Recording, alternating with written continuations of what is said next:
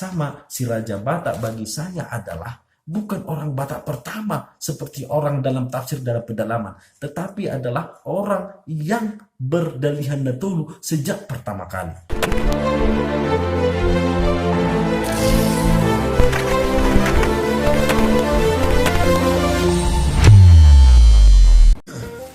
Selamat datang teman-teman. Hari ini kita akan membahas asal-usul suku Batak, karena kebetulan baru saja saya mendapat video dari channel Guru Gembul dengan salah satu judulnya yang sangat bagus, sangat menantang, yaitu Batak etnis tanpa asal-usul tanda tanya.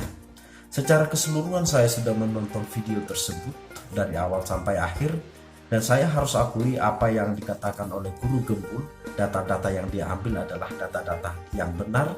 Saya katakan benar karena berasal dari orang-orang ilmiah atau dari catatan perjalanan pada masa kuno.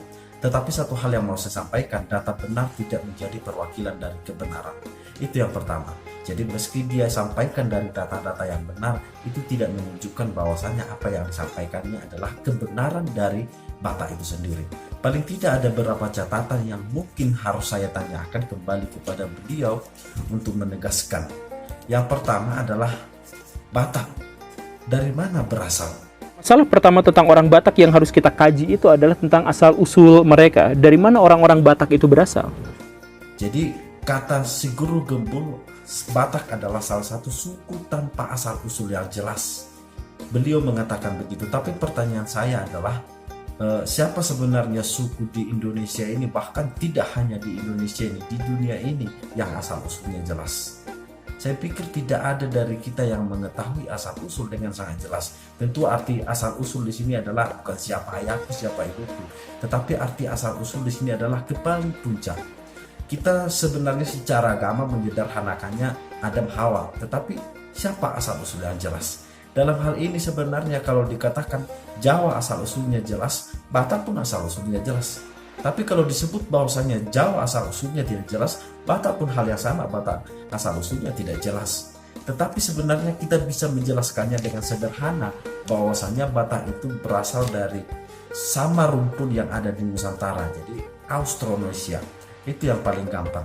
Jadi kalau kata Guru Gembul asal-usul Batak tidak jelas, saya sebenarnya justru mencurigai tidak ada yang jelas sebenarnya asal-usulnya di dunia ini.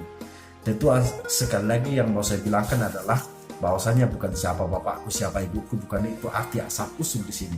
Itu yang pertama. Yang kedua, konon kata Guru Gembul dalam videonya adalah dia mengambil teori Proto dan Deutero Melayu yang dia sendiri sudah mengakui bahwa teori ini sudah terbantahkan, tetapi dia memisalkan bahwa tanah Batak, orang Batak adalah datang ke Nusantara pada gelombang yang pertama, yaitu Proto Melayu. Yang kemudian datang yang lain adalah yang bukan Batak, adalah Deutero Melayu. Itu pertama Proto Melayu datang. Tetapi pada Proto Melayu yang dibawa adalah katanya adalah kebudayaan Batu. Dan Deutero Melayu adalah kebudayaan logam. Tetapi akhirnya yang menjadi pertanyaan dari Guru Gembul, justru di tanah Batak saat ini tidak ada katanya kebudayaan Batu. Kita menemukan anomali khusus untuk orang Batak, yaitu wilayah Sumatera Utara yang sekarang ditempati oleh orang-orang Batak itu adalah wilayah yang kosong melompong dari kebudayaan zaman Batu. Seakan-akan wilayah itu tidak pernah ditinggali oleh orang-orang zaman Batu, atau memang tidak pernah ada bangsa yang berbudaya yang pernah tinggal di sana. Saya sebenarnya justru bertanya, apa artinya kebudayaan Batu di sana? Apa artinya kebudayaan logam? Jika artinya adalah kebudayaan Batu seperti yang saya pahami, menhir pun dan berunda-unda atau katakanlah peti batu atau sarkofagus, saya justru meragukan apa yang dikatakan oleh Guru Gembul. Karena kebetulan saya sudah melacak beberapa tempat, termasuk cukup banyak produk-produk sarkofagus di tanah Batak. Bahkan di daerah saya sendiri, di kampung saya sendiri, di Huta Baung ada sekitar 5. Jadi apakah ini bentuk dari kekosongan budaya Batu? Jadi saya mau penjelasan apa artinya sebenarnya budaya megalitik, budaya Batu di sana. Apa artinya kosong? Yang ketiga adalah katanya, kata Guru Gembul bahwasanya secara catatan tertulis Jawa, kebetulan dia mengangkat Jawa, sudah ada yang mengatakan ada bukti-bukti tertulis tentang asal-usul Jawa. Itu pada abad ke-6 dan ke abad ke-5. Itu sebenarnya masuk akal saja. Yang menjadi pertanyaan dari Guru Gembul adalah kenapa Batak saat ini yang adalah Proto Melayu tidak ada dalam catatan yang sama pada abad yang sama. Padahal seperti kata Guru Gembul, salah satu kota tertua yang bahkan sebelum Masehi, konon pernah saya baca 5.000 tahun yang lampau sudah ada, yaitu kota Barus. Kenapa pada saat yang sama tidak ada sebutan-sebutan kata Batak? Tidak ada. Yang menjadi membingungkan itu adalah karena di sana ada sebuah kota yang namanya Barus. Apa maksudnya? Kota Barus itu ada di wilayah Batak sekarang. Begitu kan? Nah, wilayah Barus itu adalah salah satu kota tertua di Nusantara yang bahkan sebelum Masehi sudah dikenal oleh bangsa-bangsa di seluruh dunia. Oke, sekarang premis-premis itu mari kita satukan. Pertama, ada kota tertua di Sumatera Utara yang memiliki hubungan baik dengan kerajaan-kerajaan paling kuno di seluruh dunia. Yang ketiganya adalah walaupun di Sumatera Utara itu ada kota paling tua di dunia, tidak pernah ada nama Batak disebut di sana. Yang ada misalnya di Barus seperti kita ketahui adalah kota tertua di Indonesia. Dari prasasti-prasasti, dari catatan-catatan, memang meski sudah dikenal nama Barus dari abad kedua bahkan sebelum Masehi, tetapi tidak ada memang penyebutan nama-nama Batak di sana. Tidak ada. Nama Batak kemudian muncul pada abad ke-12, itu paling cepat. Jadi ada sekitar 1.000 tahun tidak ada nama Batak, padahal sudah ada Barus.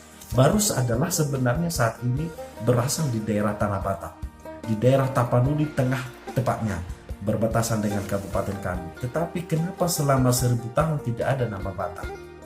Kenapa dia baru muncul kemudian seperti dalam pelacakan saya mulai muncul dan ditafsirkan misalnya adalah dari catatan Jaurkia Patah. Dan juga masih sangat banyak ini ada dari Marco Polo tahun 1291, Niccolo di Conte pada 1430 menuduh Batak, lalu Tome Pyrrhus, dan masih banyak lagi. Artinya kata Batak ini baru muncul pada abad 12 paling cepat. Ini menjadi anomali sebenarnya dari kota Barus yang sudah muncul bahkan sebelum Masehi. Tetapi yang mau saya sampaikan adalah tiadanya penyebutan Batak ini bukan berarti bahwasanya orang Batak tidak ada pada saat itu. Saya sederhanakan begini, Amerika dalam pelacakan saya itu baru disebut namanya Amerika baru-baru ini, pada tahun 1800-an kalau tidak salah. Jadi apakah artinya ketika 1700-an maka Amerika tidak ada? Itu yang pertama, Amerika itu nama yang baru. Yang kedua adalah Indonesia. Siapa yang tahu Indonesia pada tahun 200-an? Bahkan pada tahun 1000, bahkan pada tahun 1500 belum ada nama Indonesia. Ini nama yang muncul kemudian, tapi kita mengakui bahwasanya kita adalah orang Indonesia. Jadi orang Indonesia, nama Indonesia itu sebenarnya adalah bukan nama yang diberikan oleh kita. Itu penyebutan orang lain kepada kita. Dulunya itu merujuk kepada data geografis oleh siapa itu? George Samuel, itu yang pertama. Lalu yang kemudian yang menjadi terkenal adalah James Logan.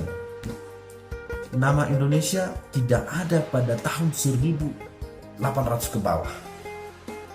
Pertanyaan saya, apakah karena tidak ada penyebutan nama Indonesia maka kebudayaan Indonesia tidak ada pada tahun di bawah 1600-an? Itu pertanyaan saya. Jadi memang kata Batak seperti kita ketahui itu adalah penyebutan orang lain kepada kita. Itu penyebutan orang lain kepada kita. Sama seperti Indonesia, itu penyebutan orang lain kepada kita. Tetapi semua yang ada melekat dalam diri kita pada akhirnya adalah sebutan orang lain kepada kita. Nama saya Ridwan Situmorang. Itu bukan saya sendiri yang membuat nama itu. Itu adalah nama yang diberikan orang tua saya kepada saya. Jika disederhanakan saya sebagai individu, tentu orang tua saya adalah hal yang berbeda dengan saya. Dia memberikan nama itu kepada saya dan saya amini saya adalah Ridwan Situmorang. Jadi Batak juga hal yang sama. Itu adalah pemberian nama yang diberikan oleh orang lain kepada orang Batak yang saat itu tinggal di pedalaman. Saat orang lain datang ke Tanah Barus, tentu ada orang pedalaman yang ada di sana. Orang pedalaman itu saya tafsirkan adalah orang Batak. Memang kalau dilihat dari silsilah saat ini, orang Batak masih cukup muda, artinya masih ada sekitar 500-an tahunan. Itu kalau diambil dari si Raja Batak. Tetapi saya pikir si Raja Batak adalah hanya missing link, hanya tafsir yang datang kemudian. Itu saya katakan tafsir karena kita tidak bisa mencari lebih panjang lagi. Atau saya katakan seperti lebih sederhana, bahwasannya si Raja Batak itu ibarat Adam dan Hawa. Adam dan Hawa adalah bukan manusia pertama, tetapi manusia yang menurut saya adalah manusia beragama yang pertama yang mengakui adanya Tuhan. Sama, si Raja Batak bagi saya adalah bukan orang Batak pertama seperti orang dalam tafsir dalam pedalaman, tetapi adalah orang yang berdalihan Natulu sejak pertama kali. Itulah dalam tafsir saya Batak saat ini. Jadi Batak pada dulu kala sudah ada pada masa baru, saya sangat meyakini itu karena tidak mungkin sekali orang India, orang Tamil, orang Cina datang ke sini. Mau siapa mereka berjumpa?